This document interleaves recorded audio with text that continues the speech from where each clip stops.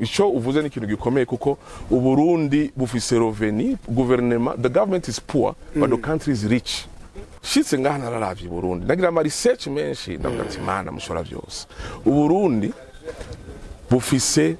ntihenze naravye ama reference byo bari byo bufise 2,400,000 tonnes za terre za coltan intega tudashize umengo marangara bitarimo. Dufise 300 millions tonnes za nickel. Imusongati na hajya handi sindahibuka izina ni 320 millions tonnes. Dufise 1,400,000 tonnes za terre gakara. Dufise high grade za mu mazi mengo muco ya uranium nihenze muri muco niko niyumvira. Dufise nkuko nyene cyubahiro yatubwiye ko 9 provinces c'est or. Dufise ivyo nyene cyubahiro ya mu minsi heze batweretse 12 millions de tonnes ya cassiterite. Ivyo vyose uravye de real price Uburundi bushobora kuba bufise 5,000 milliards de dollars américains worth. Nuko ko dutunze 3 fois plus que le Congo. Abantu baca batangara. Kwensera programme d'industrialisation rapide du Burundi. Donc muri yo programme. OK.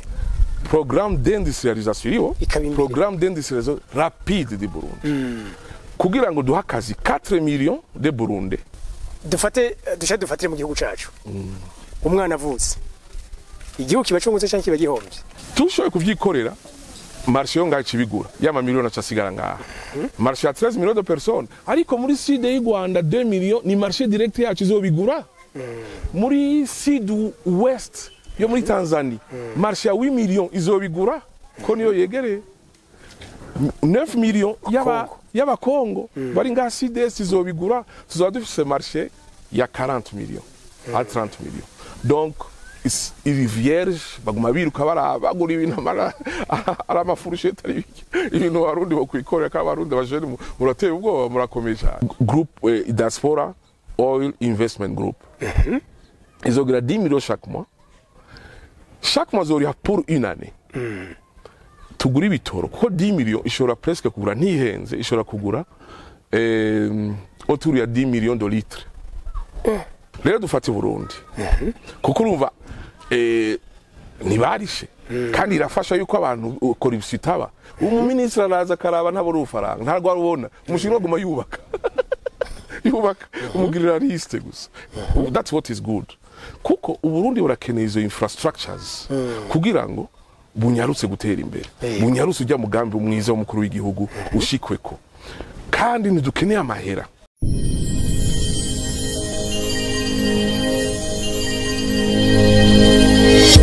Okay, yes. Tubaramutse tubipfuriza amahoro y'Imana n'abantu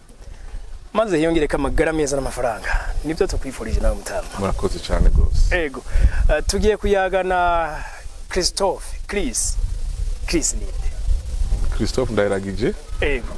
Ndo mu Diaspora va muri South Africa, Cape Town, ariko ubu ndino ndiko ndiinstara kugira ngo finalement nshobore gutaha nkorere i Burundi. Mazimizi amezi atari make niko ndiinstara. Good. Abantu mwanditsi mu byerekeye panafricanisme, mu byerekeye Économie muri Afrika, nkaba nikoreye utwanje. Kuchivuko cha Diaspora ngaha mu Burundi cyafashwe uyu mwaka wana mwese mwaraje ngaha mu Burundi nabo nkivugo bavuga ngo jewe nko mu Burundi aba mu mahanga niki notera igihugu kugira ngo kigere kuri yambona kazoza yacu. Mwebwire nk'abatembereye umva mufise izo knowledge zose zingana gutyo muri hariya murafise ivyo mutahura twe tudatahura murafise ivyo mubona nyatwe tutabona murafise ukuntu bira bihugu mutahura uburyo byo byateye imbere twosanga navyo tuzi. Nigute rero mwebwe vura Diaspora mimi wewe mwoterere natwe kugira ngo noneho twiduze. Maze imyaka 27 ndi hanze navuye ngaha 1997 mba mu bihugu bishikindwi. Okay. Narabonye ibintu byinshi. Hama nja mu bintu bya Économie biki. Rero mu Burundi shitse ngaha nararavye Burundi ndagira ama research menshi ndavuga ati mana mushora byose. Uburundi bufise ntihenze naravye ama reference byo bari byo ufise 2,400,000 tonnes za coltan intega tudashize umengo marangara bitarimo dufise 300 millions tonnes za nickel imusongati nahajya handi sindahibuka izina ni 320 millions tonnes dufise 1,400,000 tonnes za terari gakara dufise high grade za mu mazi mengo mucoha ya uranium nihenze muri mucoha niko niyumvira dufise nkuko nyene cyubahiro yatubwiye ko 9 provinces c'est or dufise ivyo nyene cyubahiro ya mu minsi heze batweretse 12 millions de tonnes ya cassiterite ivyo vyose uravye de real price Uburundi bushobora kuba bufise 5,000 milliards de dollars américains worth nuko ko dutunze 3 fois plus que le Congo abantu baca batangara 3 fois plus que le Congo kuko gutunga le Congo uri 84 fois plus que le Burundi en size munini c'est ko vyuba uri presque 2 millions de kilomètres carrés turi 27 000 kilomètres carrés turi 27 000 et population umengo turi bobo ni turi 12 fois 13 fois ntihenze uravye ego ubutunzi buharura abantu ufise nahongana so donc biravye bobo bafise 27,000 milliards de dollars américains in terms of wealth twari dufise autour ya 5,000 milliards de dollars américains in terms of wealth no kuvuga iki no kuvuga ivyo nariko ndasigura navuga ati ibindi bihugu vyavuye mu bukene gute twagize imana tugira umukuru wakunda igihugu cyane arakunda igihugu mana mushora byose ni imana yamuduhaye arashira programme de développement iri clair rero iyo programme iraboneka ko yofasha kudusohoka mu bibazo 2020 2040 2060 kuko mwavuze ati mwege mwoterera iki nibyo tuko turubaka turiko turagira ivy'ubworozi ariko hari ama idée économique ishobora guterera canterera ama idée ashika 3-4 yokura ibibazo i Burundi bavyize bakabiha aba expert ko sindi mu expert muri monetary system canke mu bindi mu infrastructures bashobora guca babiha abandi ndabiye ibindi bihugu ngere vyakoze ubwa mbere ni kintu bita infrastructures for resources nico bita minerais pour infrastructure mu gifaransa no kuvuga Uburundi nutegereza kurindira ko twubaka buhoro twagurishije tugira iki ufise colton ingana na 2,400,000 intega ufise 1,200,000 terare hari agakara ufise amahera n'amahera nurindira kurondera amahera uce ubaka none amahera nico bita infrastructure amahera aboneke batarashora nijo niko nakubwiye ico abandi bagize abanyangora bita en fait bayita Angolian model abangora babwiye abashinwa ati nimuze mutwubakire 28,000 kilomètres ya roads ibarabara road system asphalt en fait ubatse 28,000 ngahi Burundi nawo ushobora bo kwinjira no mu bukorine 28,000 kilomètres za road dukeneye gusa peut-être 10 mu gihugu c'est zunguruka hose na hose twubaka bababwira 28,000 bababwira babubakire ico bita railway ndagisubiyemo indarayi gari ya moshi iri rapide bayisubiremo basanzwe bayifise bayisubiremo bayubake handi hose ingana na 2,800 kilomètres ico ca kabiri bakibasaba babasaba ica gatatu kubaka umengo ni 50 universités atari 50 universités 500 hôpitaux bubaka électricité damu y'amazi babasaba no kubakira ivire ifise ama flats 100,000 house unit bacha babwira ati twende dufise amahera turiha kandi dushaka yuko mu vyubaka muduha amahera hariho corruption nyinshi hari bigaba uko mukuru w'igihugu atubwiye hari bigaba vyo yajya bikubaka naba amabarabara twege twubakire buri munsi uzuratwara 20,000 barils nuko baril nuko ibitoro 20,000 barils y'ibitoro sinzi ko vyumva nico bita infrastructure for resources niriha sinzi ko mwumvise niriha barimba batwara bakuguma bubaka abashinwa baca bamanuka n'amatrack n'ibiki n'abajeneri bubaka Angola dans 13 ans 13 ans imyaka 13 Angola iba igihugu presque cyambere ku buryo abazungu ubu baje gusaba akazi akazi abazungu muri Portugal baje gukorayo kuko imishahara ciduga investment kwanza mwamaze kuronka amabarabara tembo na marché kiboneka iwanyu marché kiboneka amahera bavuga ku mwaka umunyagihugu yagwira yaronka modo 4000 umenga cyadugu dans moins de quelques musées ya myaka mike abashitse kuri 8000 amahera biteye ubwo so rero Burundi Angola iri barishe presque 8 milliards, 6 milliards à 10 milliards muri yo système bagize entre 2007 jusqu'à 2020. Bacha baba 5e pays développé in terms of GDP muri Afrika. Sinzi ko vyuba. Rero dufate Burundi. Kuko urumva nibarishe kandi irafasha yuko abantu corruption itaba. Umuministre araza karaba ntabo rufaranga ntarwo arubona umushinwa guma yubaka. Yubaka umugirira liste gusa. That's what is good. Kuko Uburundi burakeneye izo infrastructures kugira ngo bunyarutse gutera imbere. Bunyarutse ujya mugambi umwiza w'umukuru w'igihugu ushikweko. Kandi ntidukeneye amahera. Nivyo ko umukuru w'igihugu avuga yuko two investisa twega aba diaspora muri ressources muri minere twe jewe ku bwanje personnellement ni vyiza. Ariko challenge Burundi bufise. Kuko Angola iri 46 fois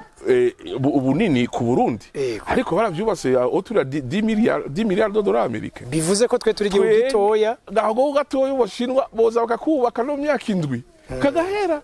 ibujumbura bugahinduka sinzi ko bwongana nantuze ibyo bihugu bindi twoba bambere kandi iraba Fabrice wenyere yubaka kaje gasagara ari umwe umwaka umwe uzanye abashinwa bashika igihumbi ubyubaka ibi bintu tuko turata umwanya kandi kinera ubwoba nuko population y'u Burundi igiye kuba 50 millions de Burundais dans moins de 70 ans sinzi ko vyumva donc bariko barondoka ku muvuduko munini 70 millions 50 millions dans moins de ils ont dit dans ma statistique ya ONU 50 millions dans moins de 70 ans uravye 70 ans si kure umvyeyi wanje aracari bafise 80 et quelque chose ico ni cambe muri mu Bujumbura honyene dans moins de 20 ans 20 ans gusa tuzoba turi 4 millions 200 turi 1 million 200 sinzi ko vyumva ubu turi 13 millions tuzoba 50 millions umva ni 4 fois those pressures population izogira demographic trend iri kurazana kuko kibyerekana ko bizoba cyambere nuko abana bazovyara abo bantu bashika 50 millions bariho naba bahagaza bariho baravutse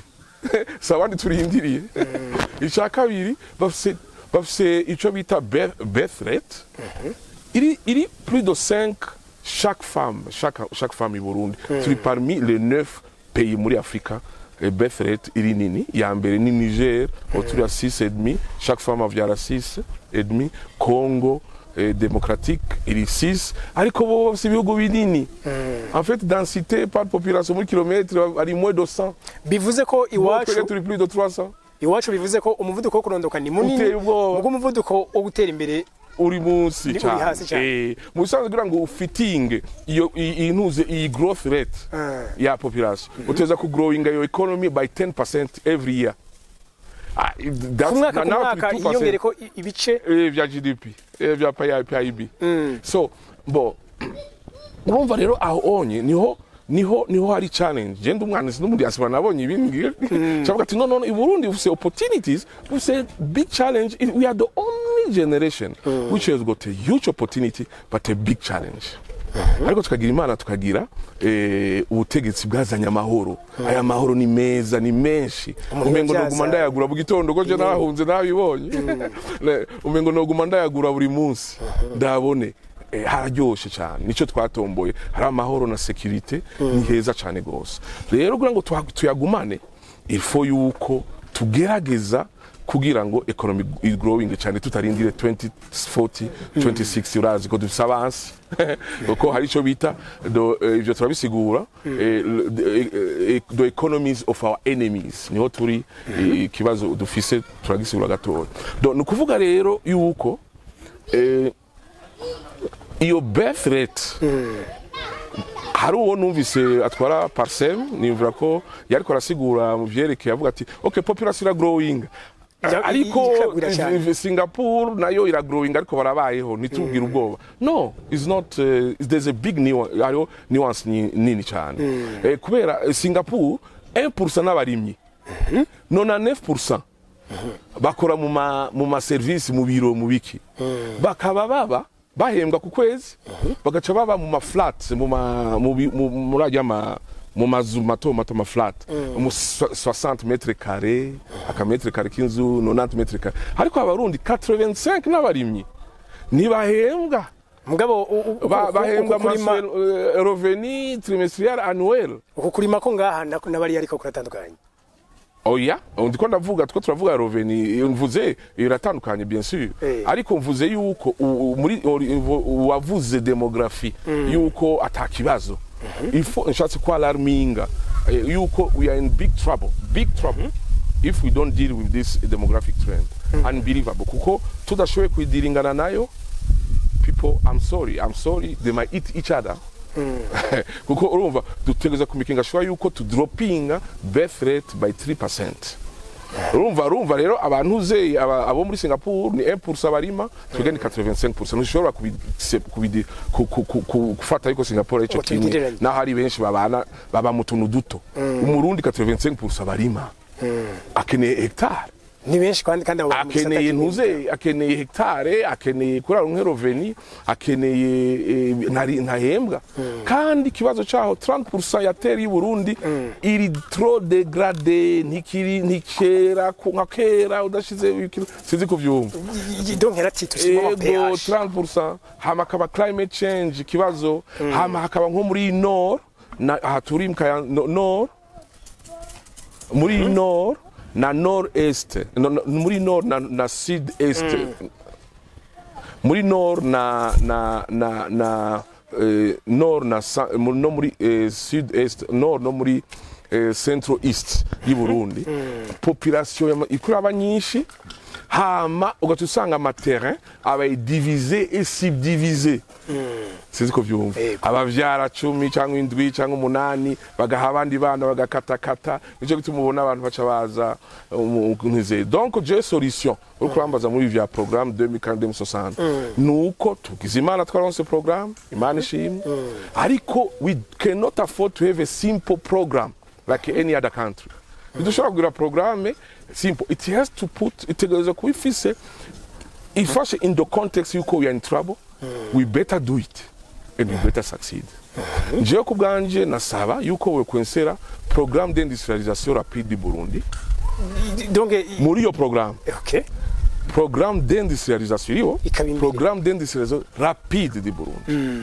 kugira ngo duha akazi 4 millions de Burundi 70% bateweze kuba abagore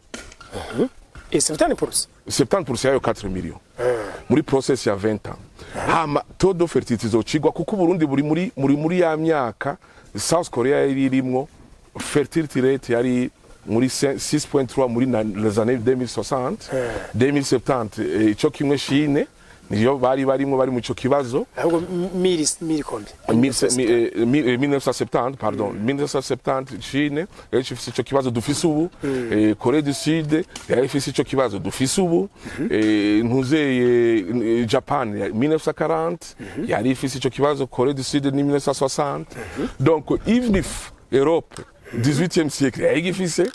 donc bace uraba bo sigire bace bashiftinga bace bagira. Of course, agriculture is helping. But you agree with a politique d'industrialisation rapide to accumulate huge amount of people into manufacturing.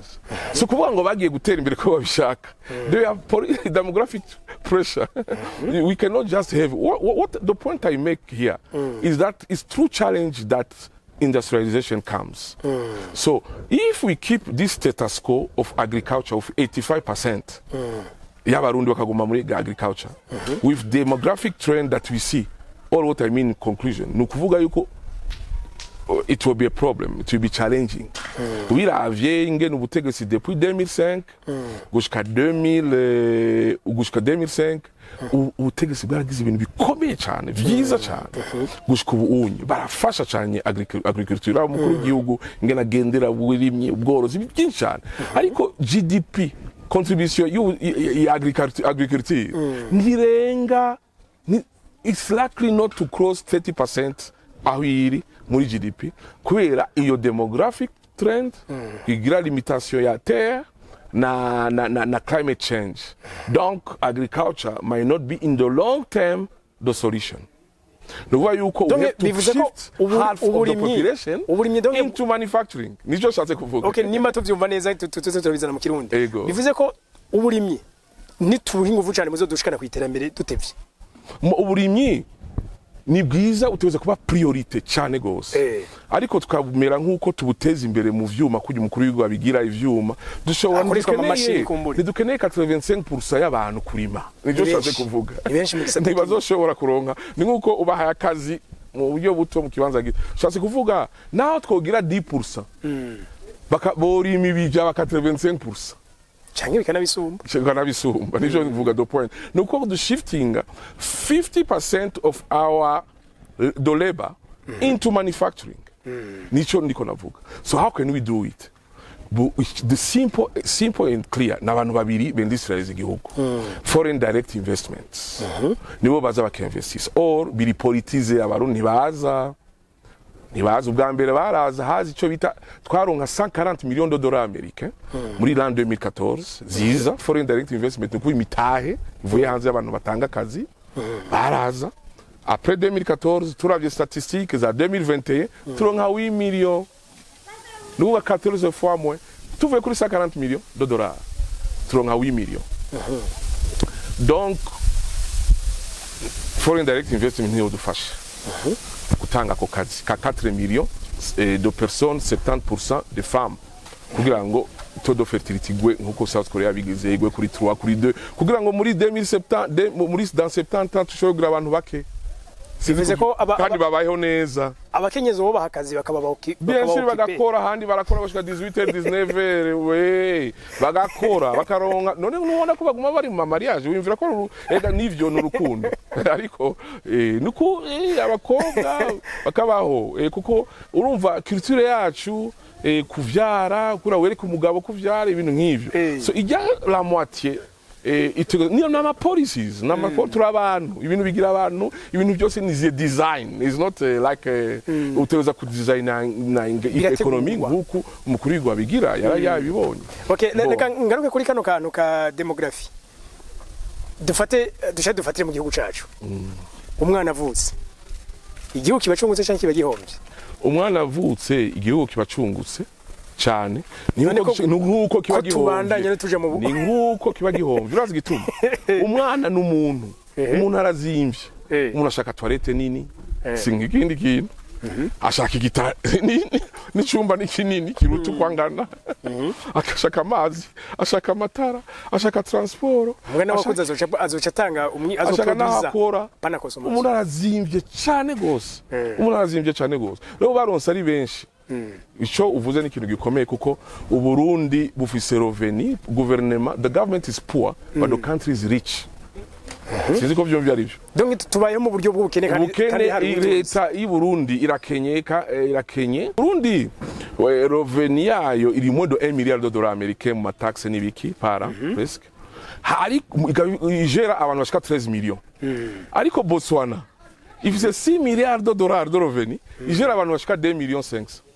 irabaha vyose nico gituma niko nakubwira kandi dutunze kubaruta turatunze kubaruta so nico niko nakubwira ingene twoshobora kugira twari muri industrialisation the simple model dushobora kugira kuri foreign direct investment idashobora kubikuza no itashobora kuza ko twivyifuza n'ama incentives twabahaye menshi kubafasha ngene boza bikintu baza cyane il faut yuko gouvernement ironka amahera budget 300-500 millions de dollars américains chaque année ikugura ama entreprise industrielle qui identifie ma produit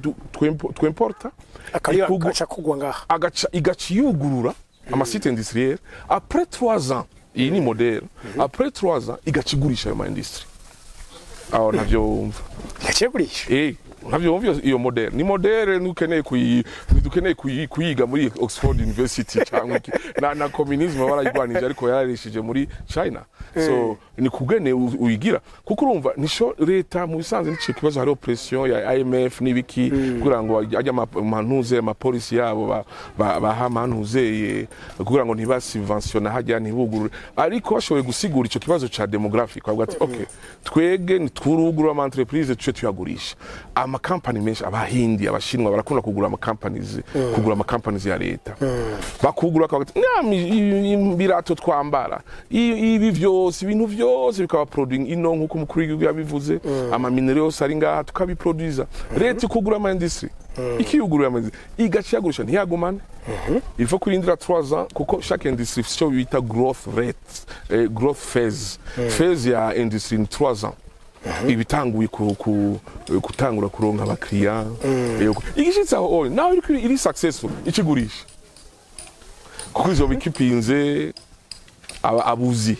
ikabimpoza mutange 70% du travail tubaha exoneration ya matax amwamwe ikazifasha zikagrowinga tugize uko onye dushobora kugura manufacturing nyinshi cyane dans 5 ans 7 ans kubera iki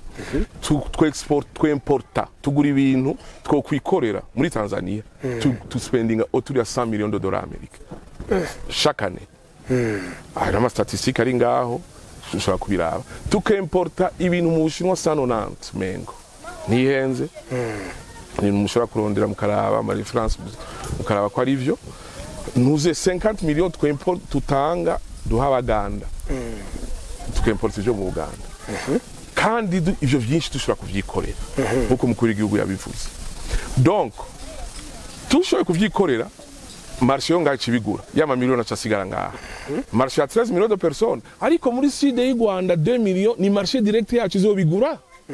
muri sud west yo muri Tanzania marché ya 8 millions izobigura ko niyo yegereye 9 millions yaba Kongo bari ngaha sud est izobigura tuzaba dufise marché ya 40 millions à 30 millions donc iri vierge baguma biruka barabagura ibintu ara amafurushete ari biki ibintu Warundi bakwikorera ka Warundi bajene murateye ubwoba murakomeye cyane nuko ko uwo vyugura ibi bintu kandi ama industry menshi hatwara amahera menshi kugurura oya natwara amahera menshi rero nico kwituma mu Burundi muri budget national yoshira otura 300 millions turabizi kwa Kenya turaza kuvuga aho yova ayo mahera ariko ico mbona hariho nico tangura tuca tukivuga ubwo twiyumvira ariko niyo solution yo gushobora gutanga akazi kabo navuze 4 millions de personnes 70% des femmes taux de fertilité kagwa ikindi cyo tuma dutanga ko kazi cyo cacajuta ko cyo tanga bose hariho kuraba ama companies nkuko babigira mu South Africa cyangwa mu bindi bihugu ama companies ya privé ariho za frito canke iki bakagenda kwambwira ati tuguhaye amahera cyangwa turakwexonere chaque année turaguhaye cyo hakazi kaba jeune bangana uko bajije ishuri sinzi ko vyumva fata ama company ashikijana kagira uko abajene bakaronka akazi niko babikora uko nuko byogenda mugaba ayo mahera leta y'Urwanda simukenera uko tanga amahera ama exoneration amwamwe ucugira ariko turaza kuvuga ko leta irakeneye amahera ni heyo ciyakura mbo ico rero nico kintu gikomeye mu vyerekeye ku industrialize igihugu byo caho caba industrialisation ikomeye kandi yihuta mbo ico kiraheze ikindi ca kabiri nshaka guterera urona ndino nabonye ibitoro birababaje cyane nari no 2018 nabonye ari kimwe turi 2024 rero ndabaha solution zishika zine zofasha kugira ngo ibitoro biboneke ariko bisaba ko abaeconomiste bavyicarira aba expert bakavyicara bakavyiga mbo ikintu ca mbere hariyo exemple bita exemple ya Zimbabwe yitwa multi currency system multi currency system Zimbabwe yaragize ibibazo nk'i Burundi mu bisanzwe bagufatira ibihano bine mu 2015 ibihano bine bikakukubita sawa sawa nivyo bise the economies niko babisigura the economies of our enemies kuvuga England niko gira shira hasi economies of our enemies kuiponda hasi so ingene bagira barashifata ibihano vya affecting a monetary financial system bagafata ibihano affecting economic system bigaca vya affecting political stability bigacrea political instability in the process. It is on the process. Igaca vya affecting vyaje kwa affecting political instability bigaca vya affecting a society. Perhaps we go back to our fight. Turazi ko iby'ubwoko vyaheze vyagabanutse ariko umengo hamwe umengo biraryamye kandi kiryamye kiravyuka. Size kuvyuba guhera kiba giheze kiryamye kiravyuka. Hari amahoro, hari ubumwe iyo vyobandanye gutyo kugira ngo bizoce bihera neza. Ariko rero niho turiko turaja ubonye process Zimbabwe yaciyemwo niho dushobora kuba turiko turaja ko 2018 caraboneka buhoro buhoro kagenda kibura ariko urabona ko turi mu bibazo rero Zimbabwe ngene yaciye ibigira l'an 2000 yari izi sava nka kibango bazodukuramwe ibihano gufatira ni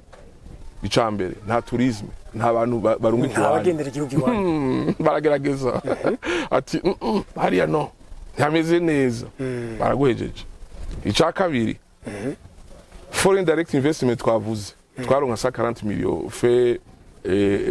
inkuru nziza president yagerageje twaronka autre ya 5 dans 2005 gushika ayigeza kuri 40 millions yarakoze cyane umukuru w'igihugu ubu aragerageza cyane ariko ubu 2021 twaronse 8 millions kubera ibihano no kubera ibihano nico gituma abanyagihugu nshobora kubabwira ati is not corruption ituma ibitoro bibura is not mismanagement ibitoro bibura. We must be careful because the narrative is there. Ni Congo ifise corruption. Kenya ifise ama corruption na za Uganda naye. Ama mismanagement ari haje. Ariko ibitoro bafise ni vyiza kandi ni vyinshi n'amadolari. Oh, I don't know if you understand. Ndakumva gose. Uravyumva rero? So tubanze turabiyo biva kugira ngo dukingire the peace we have. Sinzi kuvyumva. So it is not that kuko it's not for, bien sûr there's a lot to improve on management on good governance whatever but it is not this narrative you call mismanagement na ntuze na corruption ituma tubura ibitoro. That's what I wanted to put there kuko ndumupapa ndiko ndasenga igihugu nikizosubiraho nabonye bo kigume muri ubu bumwe muri amahoro ibibazo dufise bizo tuzobivemwo buhoro buhoro. So ingere bace babigenda muri Zimbabwe bakire ico bita multi currency system. Nubwo ufise amarande muri South Africa ufise amapula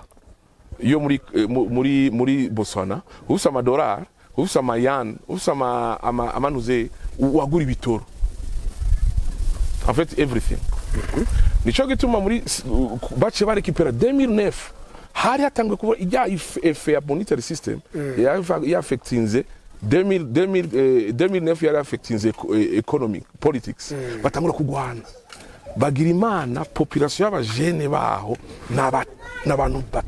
cyubwenge cyane bize system educative ya biruta bazungu en fait ko bose bariga cyane n'abantu biga n'abantu bumva cyane ariko I'm scared baraturuta I'm scared mu gihugu church how to be kuko it might affect politics then society. It won't take bobo vyabaye affecté 9 ans l'an 2000 jusqu'à 2009 ba twege natwe 2015 à 2024 ni nkuko maturity izo sanction zaciye zinho umengo nico kimwe nukuvuga gugufatira kutaronka abaturiste kutaronka foreign direct investment ama banki yanyu kutaronka amadeni hariya facilement avyumvise ngaho babivuze ivyo onye babigufatiye biragoye n'amasoko nibiki inco gituma amahera y'amadolari abura kuko ushobora kugura ibitoro ukoresheje amarundi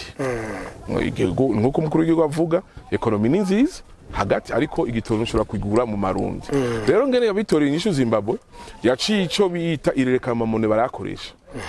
baguze nayo mamone abandi baje bacuruza ama station bagura ama station baje bafise ama station bagaca bagenda kwiravitaya ibitoro nayo mamone senze ko muvyumva ni nkuko twofata tukarekurira abarundi gukoresha amakongo gukoresha amashiringi Tanzania amashiringi Uganda nico bita multi currency system simoni mwikora nuko ukagira amakongo ukagira amashiringi ukagira amadolare ukagira yose kuko nibisanzwe tuguma na politike yacu ntawikora tukagira ama money yo aho ifaranga ryacu nticyo carizimira naco turazi ko turaba nationaliste bambera barundi humura ni 10 years transition nabo abazimbabwe ntibayigumana bayifashe for some time to protect what I said, our politics and our economics. So you have to do it temporary. Ni vyiza ko werekana meme the banking bagire batanga amadeni mu yayo mahera bazi the longevity ya manu ze planification ya businessman bamenye muri quel monetary system barimwo. Sinzi ko vyumva. Rero bagaca bafata gutya nkafata nkagenda ndumurundi amarundi nkaja kwishanja ama Tanzania muri de change bakama nkaca ngenda nkagura ibitoro aho singana muri Tanzania kugura uko bavyumva ngura ngaho nyene uyonya akagura nkagura uyo wa Tanzania uyo ayo mabiro ayo mantuzeye ma station nayo gacaja kwiravitea akoresheje ayo mahera ibitoro bica biseseka nk'ubu twebwe dufate nk'intara zegereye Tanzania oya tukavuga Uburundi bwo yego nk'ubu memezo ntara kesho usanga zifise amahera ma Tanzania bivuze ko nkabo bakeneye gusura ndi ruhande yawe wimvira ko babuze igitoro baje ntibakibura sizo ko vyumva bo niyo monetary system ufata once for all for 10 years kugira ngo habe ama planification ari clear which type of monetary money currencies ziriko zirazunguruka mu gihugu ubu ari wese akagira kuko ibi inye bira protege cyane the politics the economics cyo ndakwereka par exemple stabivuga ni mu vyirabire by reference par reference no kuvuga yuko Zimbabwe bifashe 2007 à 2009 yarareka igihugu ijo bita inflation yari yagize double digit yari yigize mama hundreds and 100%. Nuko ko ibintu vyaduga nkuko tubona biduga vyaduga cyane ico ikibifatiyo system ya multi currency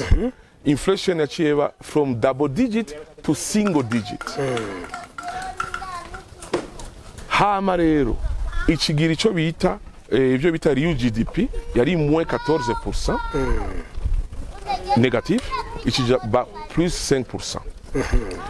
Price chaziri stabiliza investment kiraza kuko ingana kubwira nta mu investor ashobora kuza apare ama sanction yonyene nta mu investor yoza nabo bakenya ntibarindira abazungu ngo nibababuza oya cyangwa abakintu bashobora kuza bakore baronka inyungu y'amarundi hama bafise akadeni muri Kenya muri banki ntibayariha mu marundi sinzi ko vyumva bajirinda kuvunja amadolari bagaca bayabura sinzi ko vyumva ikibazo aho kiri ariko hariho multi currency baca baza navyo baca baronka n'ivyo bagere bari amadeni mu Bubiligi bafashe muri Etats-Unis muri Chine muri Russia multi currency is a monetary policy ishituma economy ikora not only even if nationally international kuko ndaye turagura ibintu byinshi dukoresha muri Tanzania nahe bica binafasha cyane gose so ico nico cyofasha cyambere ku resolve ikibazo c'ibitoro turabona ko bafite imigambi myiza umukuru wa Berbe yabitubwiye icibitoro ko kizohera vuba chance nibagire multi currency system for 10 years hama mu nyuma bazoci basubira muri one currency Burundi frambu ko ni mahera y'Uburundi azogumakora ariko nazokora cyane ico nzi Berbe izoshobora gukontrola inflation kwishaka ubu ariko inflation nayo ubunye iragoye ishitse yari 20% umengo manswari daye 20% ubige ndayibibonye mu meza heza ariko uranye inflation ubu ishobora kuduga cyane ariko rero uyumvire yari since plus de 500% muri Zimbabwe yacigenda kuri 50%. Kubera izo policy zabo it won't be perfect but it will protect a lot the economy of Burundi. Nko muri kino gihe ifaranga ry'u Burundi riko yatakaza agaciro kandi cyane ubibona ku isoko canke uburyo iyo dolari livunjwa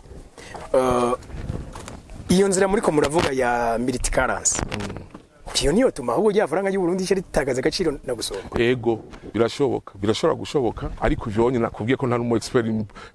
narize Économie ariko bisaba umu expert muri monetary system so gufa kubifata ibintu byose bisaba expert bakavyiga kandi bisaba ama data ama information menshi kugira ngo ushobore ari uhawe kugira ngo urabe how the impact will be muri context y'u Burundi mbo ico nzi ico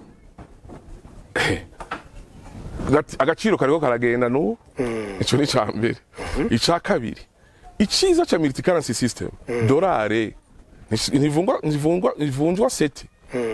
hari amamone menshi byo cha bigenda gute ngira ingene byo cha bigenda nekigabanuka that's it we have to counter it watwanka bigumira utwabo bigumiza utwabo turondera ngene turondera dukati korosi dukingira igihugu otherwise we be in trouble nakuri iko ico nico niyumvira ko coko gucambere ni multi currency mu byerekeye ibitoro ica kabiri mu byerekeye ibitoro nyene Ghana iyo ni example ya Zimbabwe example ya Ghana ushobora kugura ibitoro ntukeneye amahera ushobora kugura ibitoro ukoresheje or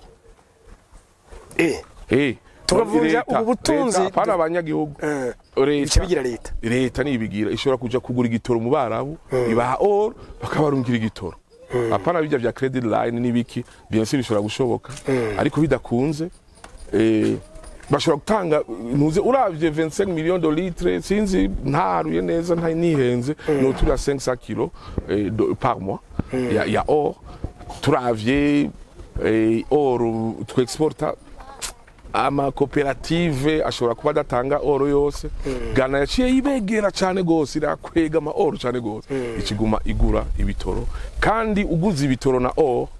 prix ya 4000 tugura igitoro kiba 3000 3500 kiba chipa ikigabanuka ego kandi kiba stable ico nico ciza cyo kugura or kandi umukuru w'igihugu yatubwiye ko ari ama province 9 afise or so niyumvira yuko ari kintu cihuta naco boraba kugishoboka if possible bakanationaliza ama gisma ari manini nkimabaye sinzi ifise nabibonye ifise 16 ton do ibintu nk'ivyo tukaraba n'ahandi boraba bakashobora kuronka or ya leta specialize mu kugura ibitoro donc canke kugura n'ibindi byose ko muri keneye it's a question of quantity urumva sawa ko produce byinshi galitse nyinshi niyo yambere ifise oro nyinshi ariko urumva biva ngene ariko ikeneye nayo nyinshi ikeneye tundo 300 millions ibiki bya ufise population na economie nini so twege ni ntoya benshi natwe twayaronka nico gituma boraba ingene bayigira ko ama data ari hajya yerekana or to exporta nkara exagera yandi ni make so nidushobora kubibona ko nta reference iri claire dushobora kuvuga yuko to export ariko namba hariho ingene bo bigira yose resolve ico kibazo ni solution ya kabiri solution ya gatatu ni solution ya Pays-Bas urumva Pays-Bas cari ico mu Gifaransa ni igihugu kiri flat muri Stockholm muri capitale yabo bagenda n'ama bicycle n'amakinga dans moins de 15 km 30% y'abakozi bagenda n'amakinga biguriye atari y'amakinga bariha so dans moins de 15 km de rayon ya capitale bagiye ku kazi uravye mu Kanyosha gushika Bujumbura hajya ville kuva mu Kanyosha gushika Bujumbura ni 15 km uravye mu Kamenge gushika Bujumbura ni 10 km uravye mu Ngagara gushika muri ville ni 8 km à 10 km est-ce que dufashe RN1 RN3 RN6 umengo 7 bikizija ziri gan direct mu Bujumbura ugakria 2 metres kazi kabisa ugasiga barabara kumbure na utagira ivyo gusiga baso agakomera ikingi kajayo est-ce que abantu ntibojana kazi wexonera ama bicycle ukabaha amadeni mu makingi biki n'ibiki nkuko babigira abakozi barabaha bakabagura amakinga ico bita bicycle plan y'abakozi muri Pays-Bas ukaronka ikintu kazoriha boro umuntu kandi ni vyiza uri kuragira sport uri kuragenda ku kazi nk'igisagara cya Bujumbura na n'igitoya ni Pays-Bas ikiza cyaco kiri flat ikigo nka Pays-Bas singunga mukayaza haduga nikiyaya ariko ivyo nivyo tuma ahubwo haca haba n'impfu nyinshi mu urumva ni kwibarabara nakara abantu bagenda n'amaguru baragira ivyo urumva uteza guplanifya ni abajya bubaka baca bavyiga muri context yi urumva 2 metres birashoboka gushaka kuvyiga ico nshatse kuvuga izi solution za long terme kuko ibihano they are there to stay ibihano biri ngaho to stay byo kubwiye yuko i Burundi tutegeza kwimvira ku ibihano naho bagira inama rimwe na rimwe Europe iyo biri kuradutesha umwanya ego none ntibavuga yuko manda iguku nuko none twatoye none ibihano ivyo bihano vyakomoka kuri manda muri manda byaciye bituma no hariya muri Zimbabwe uko nyene ubavye ibihugu bafatiye ibihano za Iran n'ibiki ugira ngo biherejo nico gituma we have to think how we have to live kuko nta kundi turatunze we are too rich to be just hariho twigeze kugira ikiganiro yavuga ati iyo ni nka depanage ubwo bufasha duhabwa n'amakungu ni nka depanage ati mugabo natwe ifoko du planninga ni gute iyo depanage itabonetse tuza kubigenza kumurengera inyishu nizo zose bariko muratanga yego ibintu byose ni kugira ngo babone natwe ko twiyungunganya kuko urumva Burundi bwaragerageje kwiyungunganya cyane kwa 2015 gushika n'ubu wow birateye ubwoba ngene batabaye nka Zimbabwe ko Zimbabwe bagira ama printing bari imprima amahera cyane Burundi has been very smart muri monetary policies urabona n'ubu yuko baduha n'amanoti mato I think kubwanje peut-être ni bashaka ko imprima menshi I think so maybe sinzi bimprimi menshi rega byo bimera nabi baragize neza bagize economie yarabaye neza kandi yumvira muri context turimo tuka growing at 2% GDP urumva it was very very good vraiment baragize ariko ico ntinya iki kibazo c'ibitoro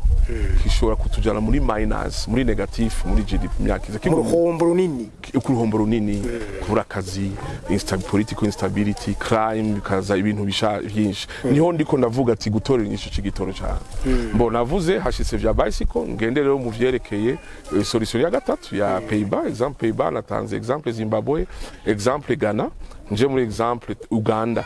bafite amabisi electric atari igitoro bakora yitwa Kira company Kira Motors ni ya leta daye no Diaspora yavyize ba leta ifata iramwereka barayikora bakora amabisi izo bisi tuguze shika 30 imwe ikaziraca 10 fois RN1 RN3 RN1 ikaguma igenda izunguruka nikene igitoro iba chargeable once 300 km 300 km nuko ko iba charger 300 km chargeable 300 km kwa nini kandi adapte mu mabarabara atari meza so nukuvuga yuko leta iguze ayo mabisi cyangwa iguranye ikazira twara abantu bagenda gushika mu Buziba bagenda gushika mu Kinama bagenda gushika hehe byofasha bikagabanya pressure ico niyo solution mu Buganda kandi yo onye niyo nabwiye aba diaspora ejo bagati ni opportunité yacu tukadushira amahera ari $2000 tugura amabisi tushaka kunguka amamiliyari mu mwaka so ivyo onye sinzi ko bavyumvisa abatwara diaspora bashobora kuvyumvira urumva uragenda nta electricity ukene nta bitoro urumva abanyagihugu bogenda ufise bisi 30 antuka ijya pressure tubona nazijya queue baje abantu batonda vyo ca bihera mbo ica solution ya nyuma ni Diaspora Oil Company ariko ndasaba yuko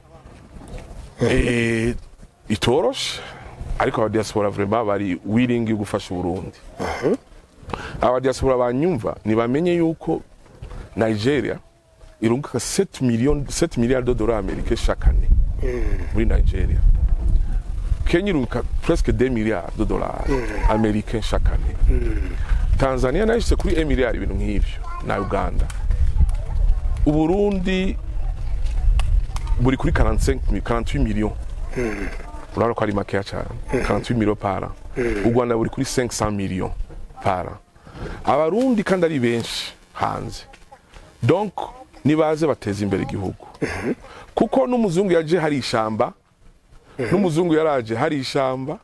umuzungu yaje ngaho hari ishamba umuzungu yaje ahari ibikoko ariko yarakoze yego twege twiruka ngo kantu nakatoni biki ingo worora kandi urabi kutunga kuruta ivyo uri kurakora hanze nye ushobora umiliyoni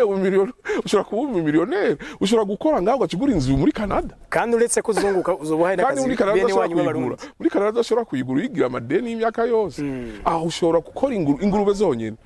cyangwa inkoko cyangwa uburimyi pastèque 3 mois ikorwa 3 fois par nta mu diaspora wumvise arimo hegitari 70 ego So jewe vraiment sinzi ucantange kwinjira muri vya politique n'ibiki oya ingo bunde ukore ntutinye jewe nabonye abantu bavuga ngo babatera ubwoba hariho n'ababafasha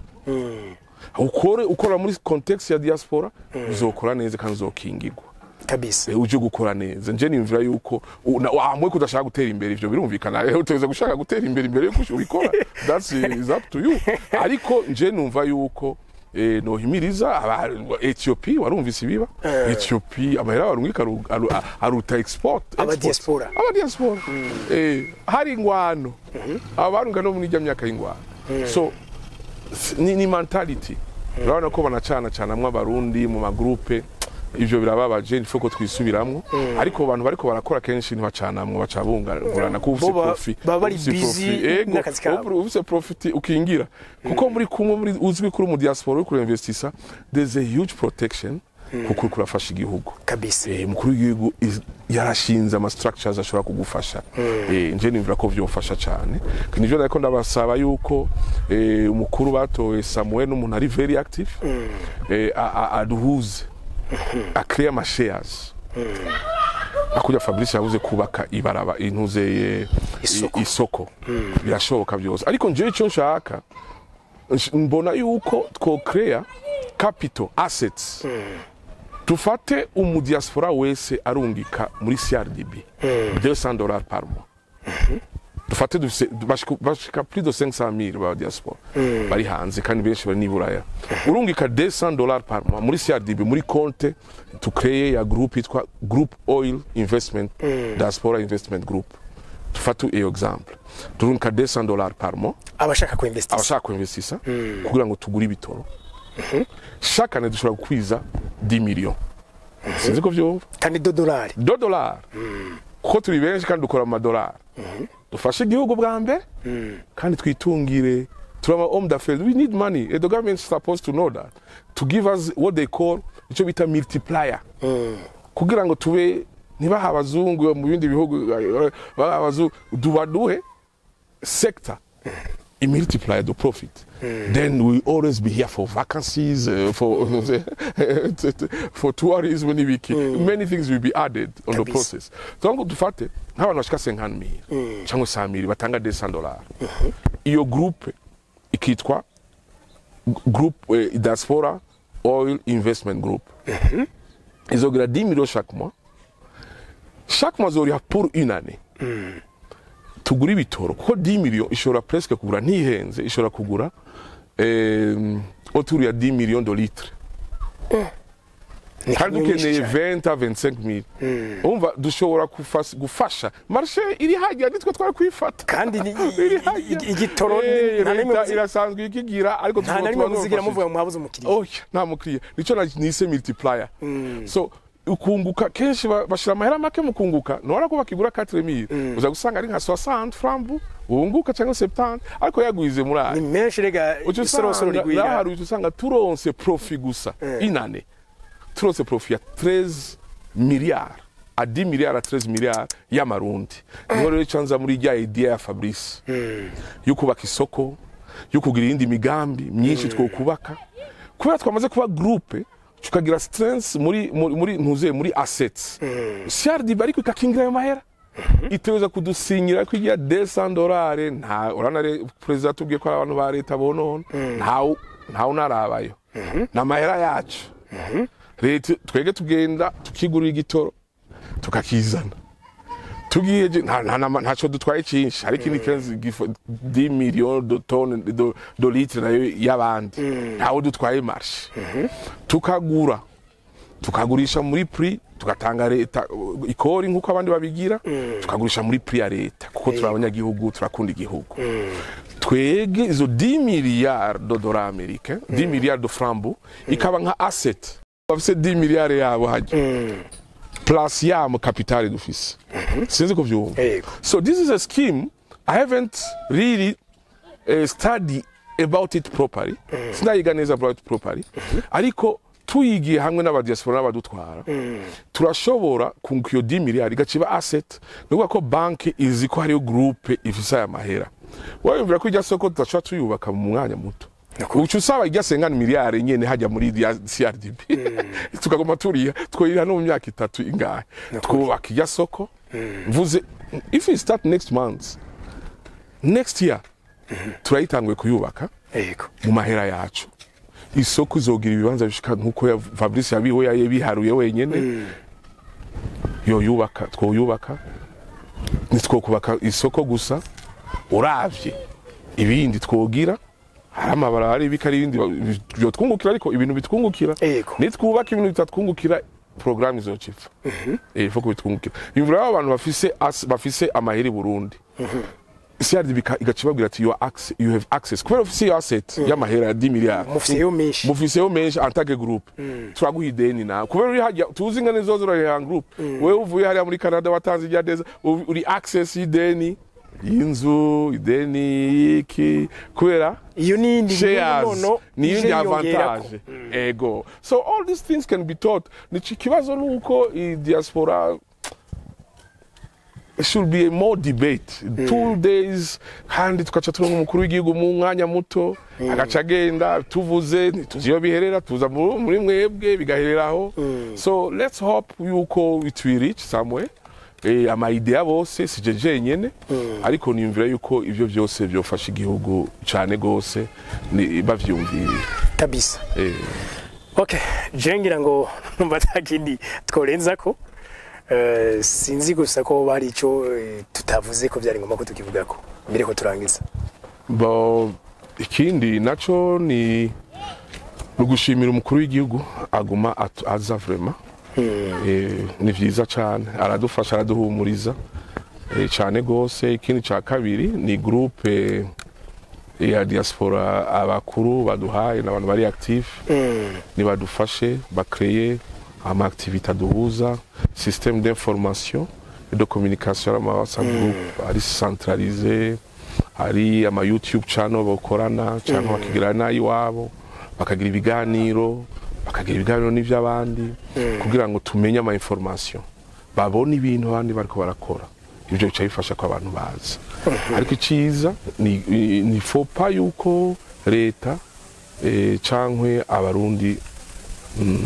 bokwiyebura Burundi ni bwiza umukama arabukunda kabisa cyane gose kandi nizeye ko ibintu bizogenda neza nkuko umukuru w'igihugu yabitubwiye turizeye ko ibintu bizogenda neza cyane murakoze cyane murakoze mushinga na Christophe nshimira cyane n'abaduhaye umwanya bagakurikirana kino kiganiro mbasabe gusangiza kino kiganiro abandi ibi byiyumviro biri très important kuri zina murundi wese uwumva ikirundi wese ikiganira kwiyukiraba turabakunda cyane mwari kumena mu dishanjima bye bye